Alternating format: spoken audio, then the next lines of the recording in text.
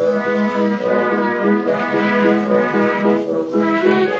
to Loremen, a podcast about local legends and obscure curiosities from days of yore.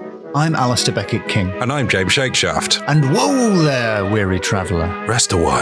Rest everything. I've got multiple tales for you and, James, Yeah?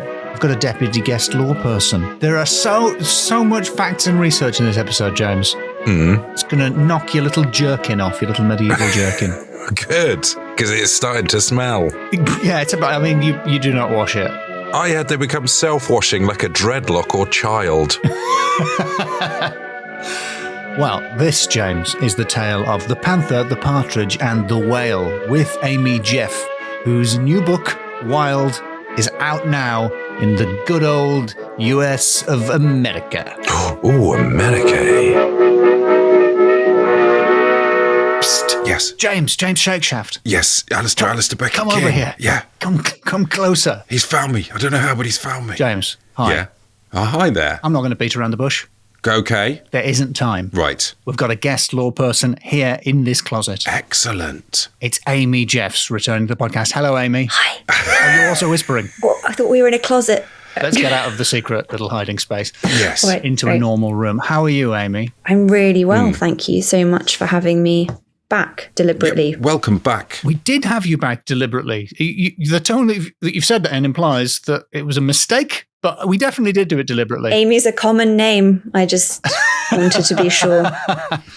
Well, no, it definitely is a mistake. So you're back now. You since we last spoke, you appear to have written another book, even though I'm sure there hasn't been enough time. But I've got it in my hands, so you definitely did it. Yes, it was that I'd written them both when we last spoke, and they've both been out for over a year.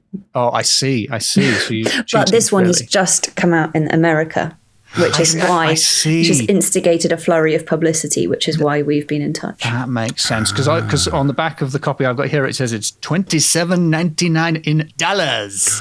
Dollar. And it said and you used the word humor with as in the humors of the body with no U in it, and I was like, that's. And then I looked on the back and it said, I don't understand. 36.99 Canadian. That's not. You don't say it 0.99. No. 36 Canadian dollars. Just round it up. I tend to. So you use humour in the tense as in the four humours, like Greek style, and that still loses the U. I wouldn't have expected that because it's an old word referring to an old thing. So I would have thought. Yeah, it's not like four jokes, like the four like the core kinds of jokes. That's a sketch troupe that harmonise really well. Like the Three Stooges. Yes, but they tell the punchline, I tell a punchline, and I do the feed. Oh, that's beautiful. I was like Shere Khan. James has an excellent deep bass baritone. Yes. As regular listeners will know. Yes. So the book I'm talking about, I should say its name, it's conventional in these situations, is Wild, Tales from Early Medieval Britain by Amy Jeffs. Hello. Hello. I am halfway through your book. I can show you the bookmark halfway through. That is proof. Oh, yeah, that is proof. Can't argue with that. And you can't argue with the bookmark. What is the bookmark? Is it a bespoke bookmark or is it an improvised bookmark from a receipt or note? It's a receipt. How did you know, James? It's a receipt from the Wimbledon Sewing Machine Company, which sounds like a receipt Sherlock Holmes would find.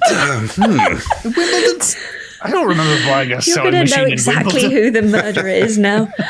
Wait a minute. How many sewing machines have you bought that you've lost track of where you bought them? I'm not on trial here. No further questions. Just one of my many sewing machine receipts. How do you launder money? I buy overpriced sewing machines. And sew notes into your clothes. Yeah, and then put them in the washing machine. That's really clever, yeah. It seems a bit elaborate, actually. I think you can just put them in the washing machine. That's what they do on Ozark. I don't watch that. Is it good? Oh, it's awful. I mean, it's really good, but it's so sick. Is it the Jason Bateman one? Yeah, I remember names. He's Teen Wolf 2. Arrested Development, James. I was much more on the ground with the sewing machine receipt. Teen Wolf 2? Yeah, he's Teen Wolf 2. He's Michael J. Fox's cousin in Teen Wolf 2. I don't think anyone apart from you has seen Teen Wolf 2, James. You'll be telling me you've not seen Grease 2 next. I don't think I've seen Grease. So there's a lot of nipples. I'm not on trial here. Nipples. Grease too. Grease nipples. People who are listening to the bonus material will know why Grease was a potential segue into the... Where does the pollen go? That got too deep even for me. I would say of the half of the book that I've read, it's quite dark. Some of it. There's people buried alive, and there's a sad, shambling Grendel. Why are you trying to make the reader sad, Amy? Why would you do that? I think that the problem is that you're only halfway through. So is it going to cheer up? There's meant to be a kind spoilers, of upward trajectory with a bit of a dip in the fight. It says, you know how.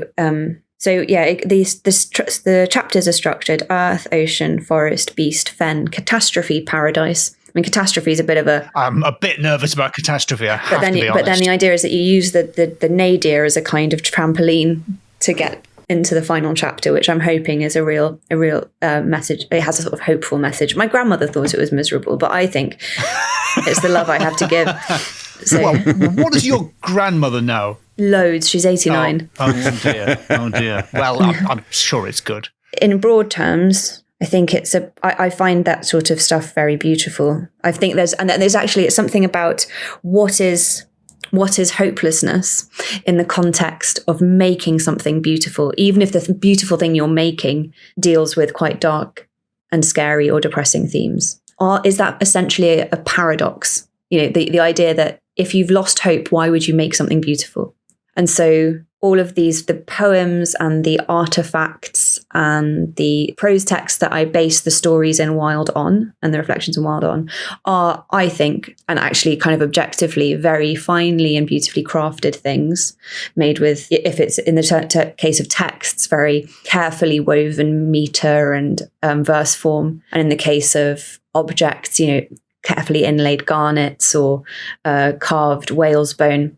The stories that come out of these things are quite dark, and they reflect on themes of the transience of life, the collapse of civilization, mortality, doom, all these things. And yet they are made to last forever, or they're made to be beautiful and to be delighted in. And so I think there's a kind of intrinsic hope to these things. Well, I can relate to that because I am a fan of the band Smashing Pumpkins. And it's just pretty much the same as that. I think I can imagine the teens, the mopey emo teens of the early medieval period in their bedrooms, and their parents saying, "You're not reading old English poetry in there, are you?" And like, you understand. I reckon that's it, isn't it? Except it would be like Brother Benedict in his cell, and the abbot being like, "You're not reading the Exeter Book in there, are you?" And he's just quickly folding it away. And I don't know if they had beds to hide things under, whatever they had, just to roll on the floor. They must have had a bed. Come on, they're monks. They're not animals. What are they going to do? Lean against a wall? There's a Life of St Mungo by Jocelyn of Furness, I think, so circa 1200, where it describes. So it's trying to explain to. St Mungo is also known as St Kentigern, but it's trying to tell the reader just how holy he is. And it says that every night he gets out of his bed, which is like a grave scraped out of the earth. Oh, this guy's holy. These people were just goths. They were just goths. Let's be honest. None of them were holy. They were all just... Yes, the reason he gets out of his hollow stone grave is to go and stand in the river, whatever the weather, and say the psalms. What? That is just, come on, that's a bit much, St Mungo. Yeah, I know, it's really funny. It's actually from my next book, I talk about St Mungo, and it's just the most hilarious quotation from Jocelyn's Life of Mungo, where it talks about how he would do this like nightly ritual so that he would never stain the lily white of his genitals. With what? Or is it just lust? Oh, okay. black grease. Yeah. A familiar from James. Yes, lust. Yes. Yeah. Yes.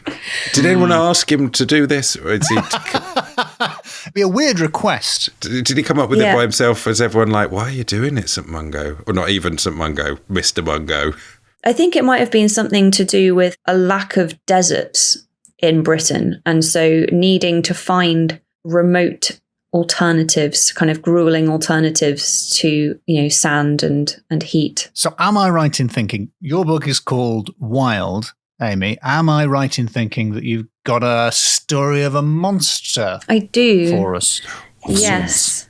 Yes, I want to tell readers about a creature known in the Old English poem, which is now known as the whale, which is a bit not enough, as Phastitocalon. Ooh, great name. Phastitocalon. Yes, or Aspidocaloni. Oh my word. Now, I've got the book in front of me here, and I've got that word, and I was really hoping you were going to say it before I had to say it. Aspidocaloni. I've never actually heard anyone else say it, so I could be saying something very... I could be getting it wrong. But I think... Aspidocilone, but probably isn't. Aspidocilone. I think it's probably pronounced like... It's actually kind of pasta. Yeah. It's got to be aloni at the end. Amy, tell me about this Phastitocalon. How am I saying that? Phastitocalon. I mean, that's how I say it. Phastitocalon. It's not Phastitocolon, because that's something else. This isn't really a story, Alistair. It's more like an anecdote about what the whale is. Is that okay? Oh, yeah, so yeah. In the Exeter Book, which is this big compendium of Old English poems that was made in the late 10th century and given to the Bishop of Exeter, Leofrich, who then gave it to Exeter Cathedral on his death, and it has been there ever since 1072. It has been in Exeter Cathedral, and it's still there now. Can you go and find it? You can go and see it once a year. I believe they tend to get it out in December and put it on display. And occasionally it makes it to fancy exhibitions. Yes. And they put sparklers all over it. And It's really dangerous, but the kids like it. The Exeter Book is this compendium of poems. There's ones about saints. There are some 95 Old English riddles, some of them very obscene, some of them very beautiful. Can you share one of the obscene riddles? I'm sorry to cut in. Yeah, I want to hear an obscene riddle. Is there an obscene riddle you can air? There is. Shall I Google it so that I get it right? Because I've done a sort of Chinese whispers with myself where I've got a really obscene riddle, but I'm not sure if that's anything like the original. Go ahead and Google. We'll simply edit the typing out. Is it the two nuns in the car one? When the vampire jumps on the bonnet. Vampire? That's my favourite. It's my favourite joke. Okay, right, you can hear this one. I'll do a little bit of the Old English just because it's fun. Oh, yes, please. Itche on wunderlichuicht, wefum on hichte. I am a wondrous creature, a joy to women. Neachbuendum nit nanium shethe, a help to neighbours, I harm none. Burg sitendra nymphe thonan anum, of the city dwellers, except for my killer. Sorry, this is actually very hard to understand. I'm a wondrous creature, a joy to women, a help to neighbours. I harm none of the city dwellers, except for my killer. Okay, this is where it gets naughty. My base is steep and high. I stand in a bed, shaggy somewhere beneath. Sometime ventures the very beautiful daughter of a churl, a maid proud in mind. That's modwlonk meawle, so that she grabs hold of me, that hail on meg gripith, rubs me to redness. What? Ravages my head, forces me into a fastness. Immediately she feels my meeting, the one who confines me, the curly-locked woman, the weef wundenlock. Wet will be that eye. Well, I mean, this is not so much a riddle as just... It is actually... No, what do you reckon the answer is? Well, it's a wiki. It can't... No, I think it is. I think we're being tricked. What could it be? Something that stands up high in a bed, is hairy at its base, brings tears to the eyes? Well... Depends whose, I suppose. Regret. The fact is, there's actually none of the solutions are given in the book. So you may be right. It might just be a single entendre, if that's a thing. What is it? What? Well, the consensus is that it's an onion. An onion. My base is steep and high. I stand in a bed, i.e. an onion bed. Oh, shaggy right. somewhere beneath, so that's the roots. And then the girl is a servant girl, grabs hold of me, rubs me to redness and ravages my head. Seems a little... Maybe a beetroot. No, because... Could be a red onion, perhaps. That's true, could be. Yeah, it takes the skin off. Did they have red onions then?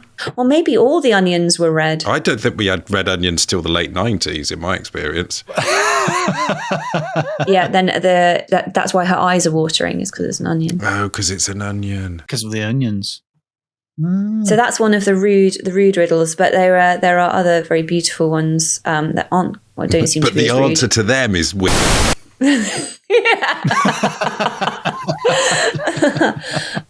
So where am I going with this? So riddles, and then in and among the riddles, there are these beautiful elegies, which is what I focus on in Wild mostly, which kind of describe very wild environments alongside a kind of a very dramatic psychological situation. Then there are also these animal poems, and one of them is known as The Whale. In the book, they don't have titles. At the end of my book, Wild, a scholar called George Young has offered some new translations of these poems, including one for The Whale.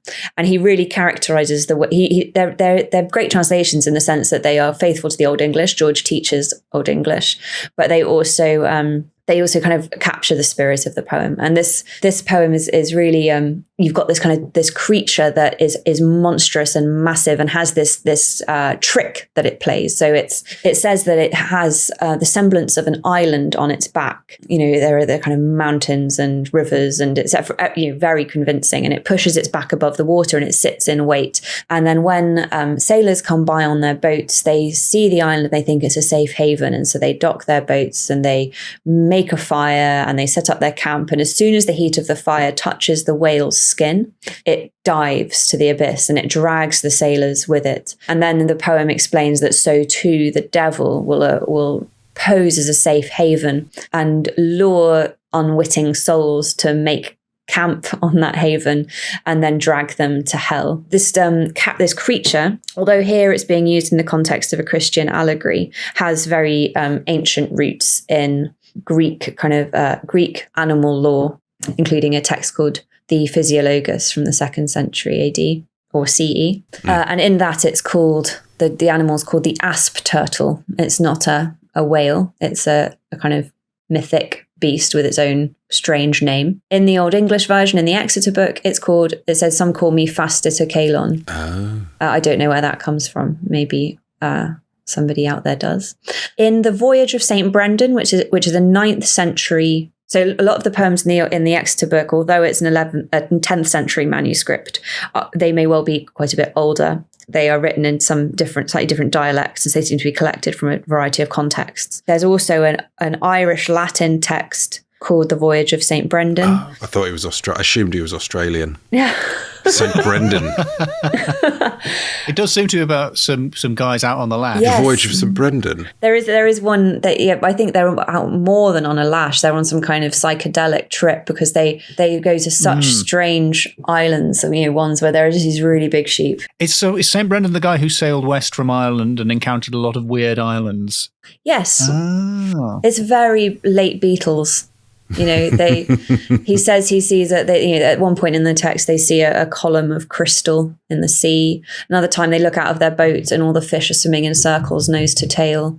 They stop at one island where there's vines that bear grapes, that each grape can feed one of the monks for 3 days. That sounds like a grapefruit. Because the grapes are really filling up because they're massive. Or they're gross. I got. And after you've had one, you don't want to wait for 3 days. It's so sweet, this text, because it was probably written by an Irish monk, and you get this. I was studied when I was an undergraduate. I was taught. We translated sections of the Voyage of St Brendan with medieval Latin lecturer in Cambridge, Professor Rosalind Love, and she had such an intimate knowledge of the text, and she really loved the way that the author seems really fixated on food. And she had this, I don't think I'm misremembering this image of this half-starved Irish monk dreaming of all of these scenarios. And there's one way where the brothers and the brothers that Brendan goes with are just really comic in their own right. They run into one monastery that they found on this island, con alacritas, with great alacrity, with alacrity, they go running off. It's just this lovely image of them all, this little pod of monks. And it says they were welcomed by the brothers at the monastery and they dined on roots of remarkable sweetness. I can just see the abbot banging on the monk's door. Are you thinking about remarkably sweet roots in there? It's just like, I just want a parsnip. Delicious parsnip. I'm thinking about onions. I know what that means. Yes, I mean maybe it's all an allegory. And so in the Voyage of St Brendan, they come across an island, and the brothers Connor Lacritas jump off the boat and start making camp on the island. And Brendan very smugly stays in the boat, and he's like, "You just wait." Which I think doesn't cast him in a very good light, that he sees that something's up but doesn't warn the others. He's like, no, I'm good. I'll just stay in the boat. No, you set a fire. You enjoy yourself. Relax. It's like it's quite bad parenting. I'll just tidy up the boat a bit. But I suppose they've got to learn. Well, I suppose, I do actually, as much as I think that's possibly what the text is trying to say, is that as the abbot, he must allow his brothers to stray into sin, to exercise their free will. But he's a shepherd to them. To be seduced by the sexy world of being on a whale. An island. There's a really lovely illustration. I can't remember what the manuscript is now, but of Brendan standing and watching the monks on the whale's back, and it just looks for all the world like a whale's back. You can't believe that they've got confused. It sounds like a Far Side. But there's just like cartoon. one little tree, like slightly Romanesque tree. It's not even a good one, Guys, that's not a tree, and that's not the whale's back. It's the whale's onion. What? There's another. I've got the book open here. There's another phrase describing a whale as the king of terror, which I didn't realize when I read it that was the name. Is that from the Frank's Casket? Frank. It is, which is like not from a guy called Frank. Augustus Franks. I just jumped in there because I knew Thank you, James. That's Frank's Casket. Thanks, buddy. It made me realize, I guess, if you're I don't know, bobbing about in a little coracle in the 10th century, I guess whales were quite frightening. I'm not the first of the great writers to notice that, but whales quite frightening. That's I think there's also this issue of when something has such rich allegorical potential, even if you came up against the real thing and it sort of washed up onto a beach at your feet, you still would go, yeah, but I bet there's a bigger one out there with an island on its back. Yeah, this is probably one of the baby ones. Yeah, no, the Franks Casket's an amazing object. It's named after Augustus Franks, who was a collector at the British Museum who acquired it for the museum in the 19th century. It's Franks's casket. Frank's casket, all isn't right. it? It's just one of those. It's a pretentious apostrophe, is what it is. It was being used by a family in Auzon in France as a sewing box. It turned out to be an 8th century, they think, whale's bone casket carved with scenes from Germanic, biblical, and classical legends, myth. Now, is that scrimshaw? Is that the correct word for that? I'll take your word for it. That's lovely word. I think scrimshaw is the word for whalebone carvings. If nobody wants to contradict me, going twice, scrimshaw is the name for that. That's so interesting. Scrimshaw. I'm always very conscious to say whale's bone because I believe whalebone is the sort of mouth mesh they have for catching plankton. Oh, so it's whale's bone. Another apostrophe situation there. It's like Frank's Casket all over again. I should say the full quote that I was reading there is not just the King of Terror. It says, and this is from your book, the King of Terror became sad when he swam onto the shingle, whale's bone. So it sounds like a beached whale was the source of the casket itself. Is that the idea? Yes, I think that's what it does. The term King of Terror is, I believe, a kenning. It's a bit of a funny one because kennings in Old Norse and Old English poetry are where the sea or the ocean is referred to as the whale's road. Oh, that is lovely. The sky is the swan's path. That sort of thing. Yeah, so it's obliquely bringing the viewer around or the reader around to understanding that this is a box made out of a whale, and that's or a whale's bone, and possibly a whale that was beached off the coast of Northumbria. That's kind of the working theory, and that's such an interesting idea because the famous biblical story about a whale is the story of Jonah and the whale, where Jonah gets trapped in its belly for 3 days, and to make a casket out of whale's bone is a sort of maybe a kind of object pun on that idea. There are also the scenes that are depicted on it include the story of the impregnation of Beardahild by the the Germanic goldsmith Wayland. There's also the adoration of the Magi with the Virgin and Child, and the child kind of sitting in a sort of halo on the Virgin's lap. Then there's Romulus and Remus being suckled by the she-wolf. And there's also a strange, unidentified, probably Germanic legend of somebody inside a burial mound or kind of inside a funeral pyre. It's hard to tell. So there seems to be themes of enwombment and entombment. It sounded like you were describing one of the Love Island people's tattoo sleeves, to be honest. I need to look for the patterns, yeah. Well, for me, I feel as though there's something in quite a strong theme of motherhood, but then also strange inversions of it, like the idea of Jonah being in the belly of the whale. What, the whale's its mum? His mum? Is he, because he's rebuilt? Is he reborn when he comes out of the whale? Yes, and it's a type. It's what in the Middle Ages they thought of as a type for the resurrection. So there were moments in the Old Testament that prefigured moments in the New, and they were called upon as demonstrations of how the New Testament fulfilled the Old. As George Lucas would say, it's like a poem. It rhymes. I think that's what he said. Which actually brings us quite nicely to another one of the other animal poems, which I think we were wanting to discuss, is the Panther. That's in the Exeter Book, and there's this wonderful description of a panther, nothing like Bagheera, let's say, where it's a creature that lives in a far off plateau, beautiful plateau where all of the trees are forever in bloom and no rain falls from the sky; it just bubbles up from the ground, and it's the panther itself is rainbow coloured, it's iridescent, it's not black or spotty, and it goes into a cave and sleeps for 3 days. And on the third day, it wakes up and it comes outside and it does a huge kind of yawn and breathes this incredibly fragrant breath over everything. And all of the creatures flock to it. That's very much not like what I'm like in the morning. I'm the opposite of that. This is a morning person, yes, panther. Yeah, it's a real, really nauseating to be around if you're not. It's like the other animals, just like, geez. Yeah, just far too cheerful. And so. Stop whistling. How can you even whistle? You've got lips. And the poem explains that the panther is like Christ, who, after sleeping for 3 days in the tomb, rises from death and is so glorious that it's impossible not to rush to him. The partridge is another one. So there's the three animal poems: the partridge, the panther, and the whale, which really sounds like the kind of the cabbage, the rabbit, and the fox getting across the river, doesn't it? Yeah.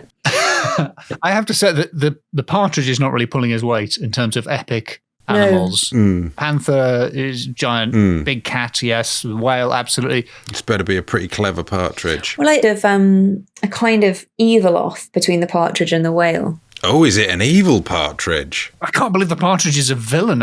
Unexpected. You clearly heel never turn met from a partridge. This is very much it's the first draft of Lion, the Witch, and the Wardrobe at the moment for me. The partridge, the witch, and the wardrobe. The whale, the panther, and the partridge. Yeah. So it tells us that the partridge has this habit of stealing other birds' eggs and incubating them. What? It's reverse cuckoo? Yeah. That's not what I was expecting.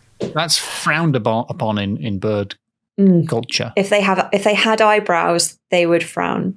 They're all eyebrows, really, in a way. The feathers. Oh, I see. Not really. The whole bird is an eyebrow. Yes, one big eyebrow. So it hatches other birds out under its belly. And then those birds must spend their lives trying to find their true parents. So too, we are hatched out under the devil and we must find our way back to God. I'm not sure the partridge is that bad. It looks after the eggs, and then the ungrateful adopted eggs hatch and wander off. What does it use the birds for? Does it just steal it for the shiggles, or does it get the birds to do its bidding, the other birds, or does it just do it to mess with the birds? Out of sheer devilry. That's true. I mean, it doesn't actually, they don't invest much in the vilification of the partridge. It's sort of bad enough that it's nicked the eggs. What is this egg-thieving partridges? I mean, what reasons? Would you rather? Would you rather be kidnapped? This is different from having adoptive parents. This is about being kidnapped at birth. Yes. So would you rather be kidnapped at birth by a kidnapper and then be sort of discover through your life that they're not your real parent, but that they're keeping you hostage and you have to get away, which is what the partridge is doing. Or would you rather think something's really nice and then turn out it was actually the way to damnation and eternal suffering, which is what I guess the partridge is dragging you towards as well. I guess the partridge just does it faster. No, the whale does it faster. Yeah, I was going to say, being dragged to hell by a whale, I can visualise that. Being dragged to hell by a partridge, I think I'd have a fighting chance. There is another third terrible option, which is having to spend eternity with a morning person.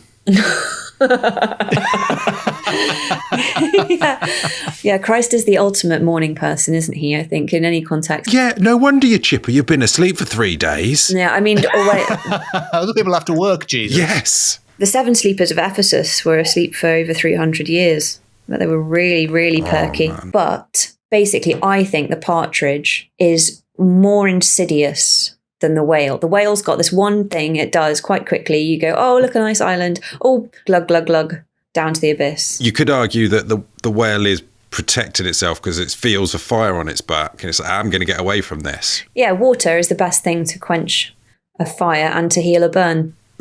Exactly. Whereas the partridge, it's a slow process. It's more like a psychological bullying than the physical bullying. Which is of the because whale. it doesn't have the strength that the whale has to be physically threatening. I'm really going to be taking a second look at any partridges I come across. I'm first going to need to look at what a partridge actually looks like because I don't think I know. It's really going to transform the 12 days of Christmas for you, isn't it? At the end of the 12 days of Christmas, it'll now cut to a close-up of the partridge looking sinister. And like a...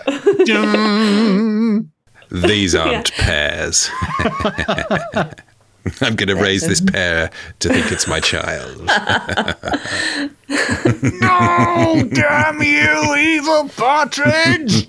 So yeah, that's the animal stories. Well, thank you, Amy, for those 3 equally terrifying, all of them equally extraordinary. Not one of them not a bit rubbish and bird. Monsters / fantastical creatures. Thank you. You're very, very welcome. The evil partridge. The partridge. Let us score. I'm trying to say this in the most monastic way possible. Let we 3 holy men lay scores upon. This is just sounding really dodgy. Your legend. I don't know how to talk like a monk from olden times. All right, James, are you ready to score this?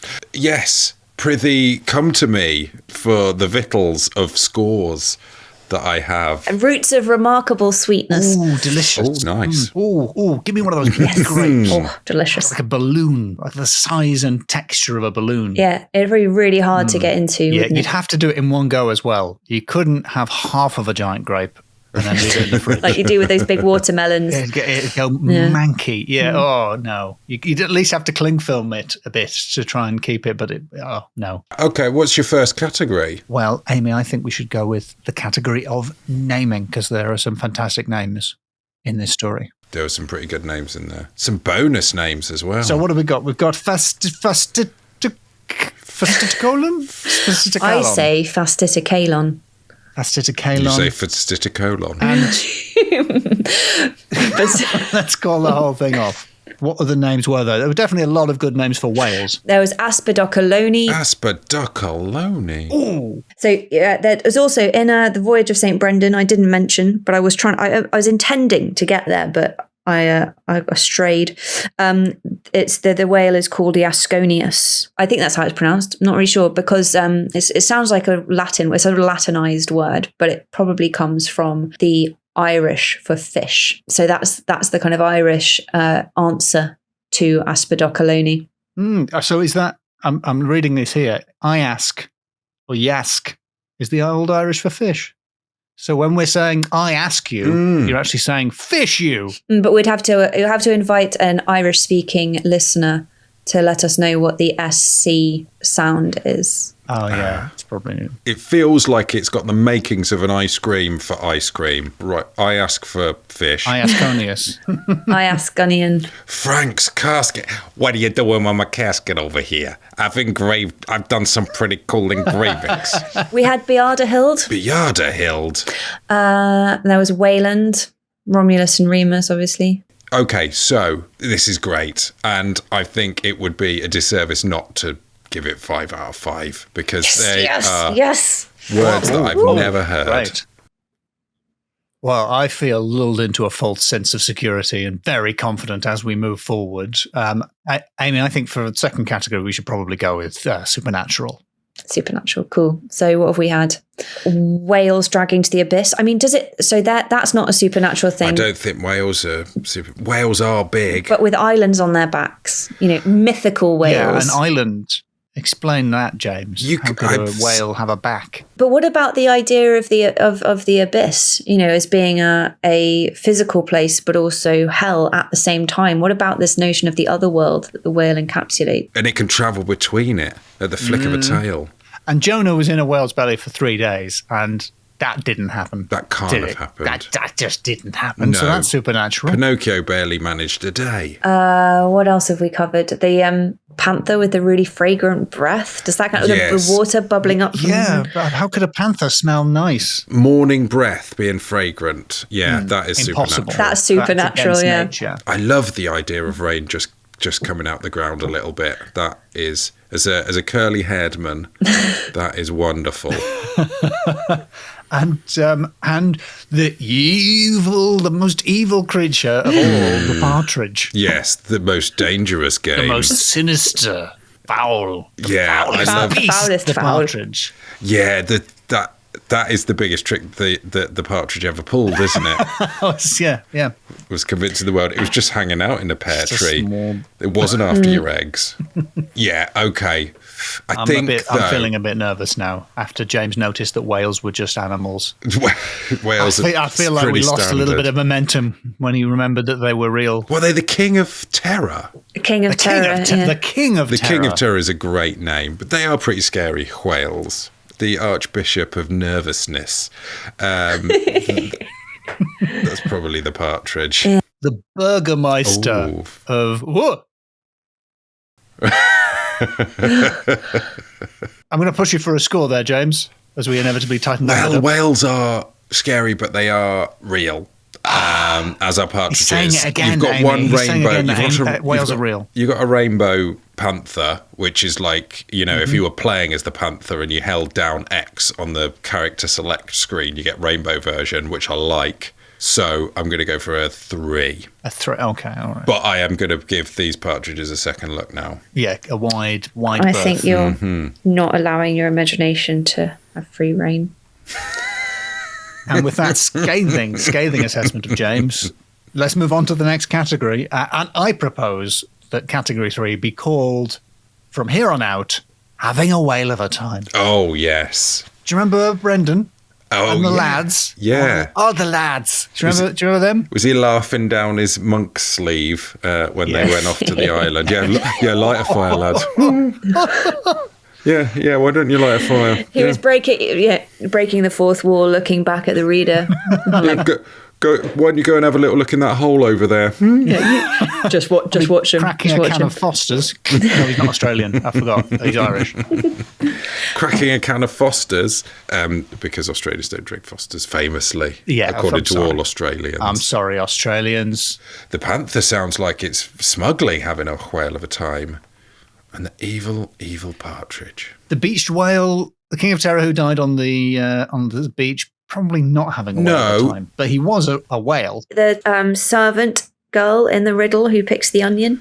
Who gets to eat a whole onion. Yep. Having a whale of a time with that onion. Which is almost as good as having a giant grape. But if it's not an onion, like in the version where it isn't an onion, I think she is having a whale of a time. Yeah. Yes. Yeah, And I think the onion's having a whale of a time if it's not an onion, if you know what I mean.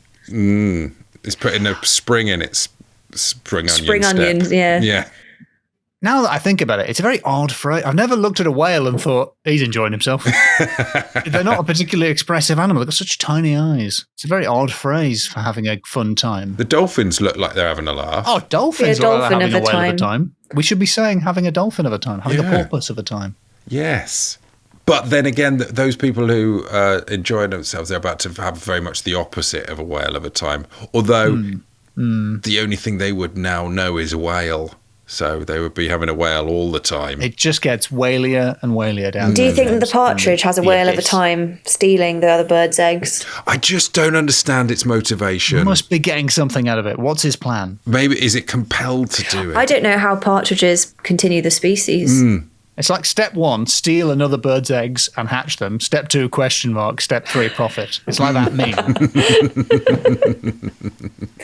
But I suppose that they get diabolical breeding dispensation or something, so They can't even steeple their fingers, but maybe they could steeple their feathers like fingers, like in a cartoon. They are just big hands. They are just hands. Wings are just big hands. Wings are just big hands. Just another classic James Shakespeare sentence that I think one for the ages. Wings are just big hands. They are when you think about it.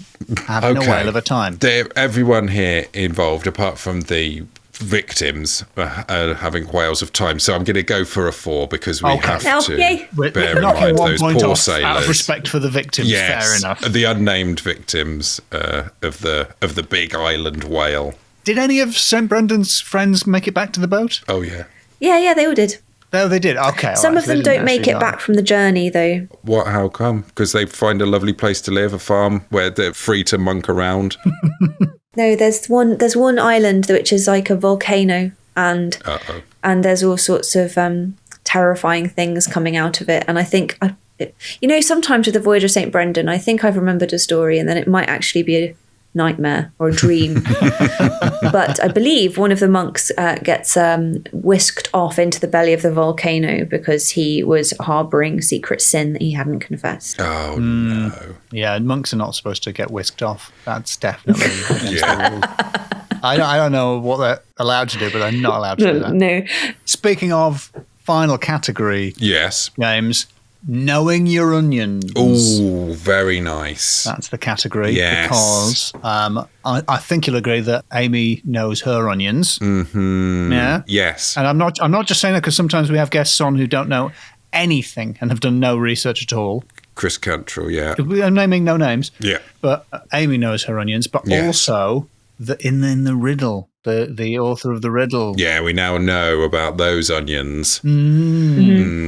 Got double And I meaning bet there. that the roots of remarkable sweetness in the Voyage of St Brendan might have been accompanied by onions. Yes, I would Because think onions so. are quite sweet. And they're roots. I mean, they're bulbs, I Onions suppose. are very sugary. There's a lot of sugar in onions. Oh, if you cook them like I do, they get lovely and sweet. Do you caramelise, Oh, James? caramelise.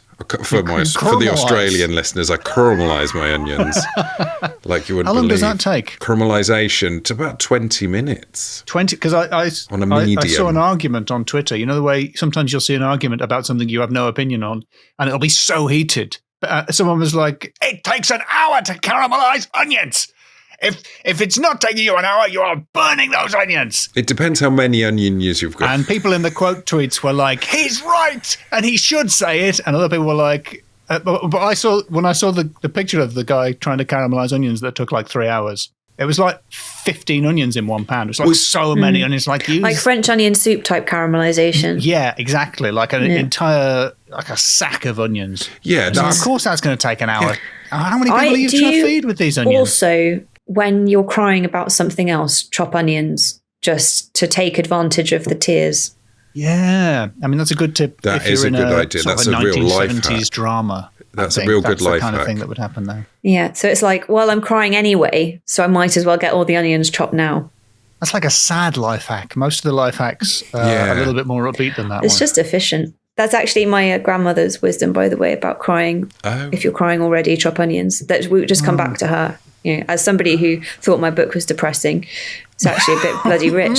Was she like, oh, the book was great. I've made 4 gallons of onion soup.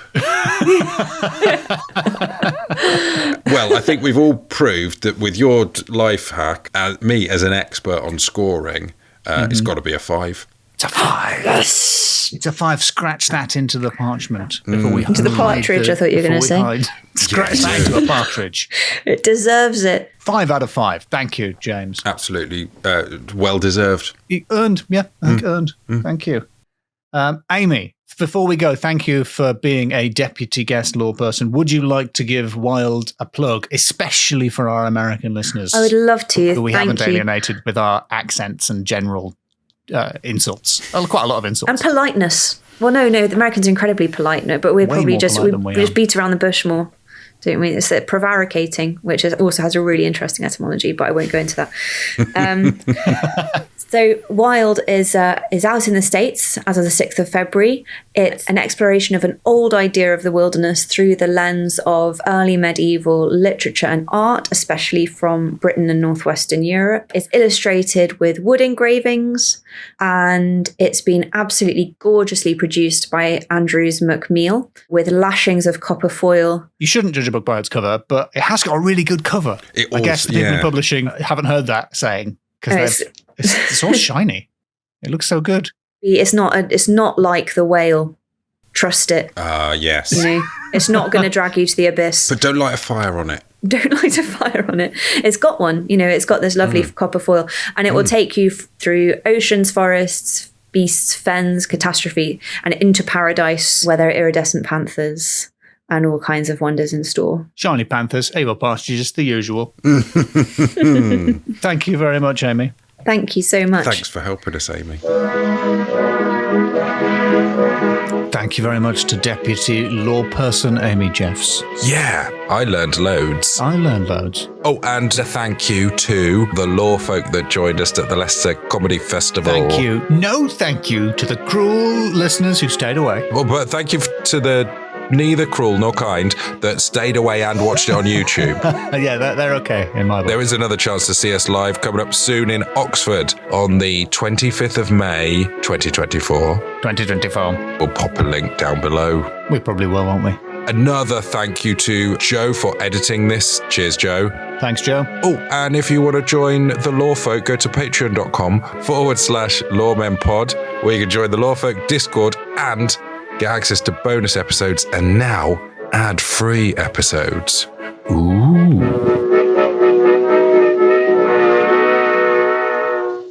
I have to say, that was a horrifying and bizarre story. But when you said northern Spain, in my head I was picturing Yorkshire, but Spanish. Yes. Northern, I was like, oh yeah, I know what northerners sound like. Oh, Spain, just the same. I've just brought some bullfighting in there. It's just like, it's a paella, but it's in a Yorkshire, massive Yorkshire pudding. Yorkshire delicious. paella. They don't have decent Yorkshire paellas down south.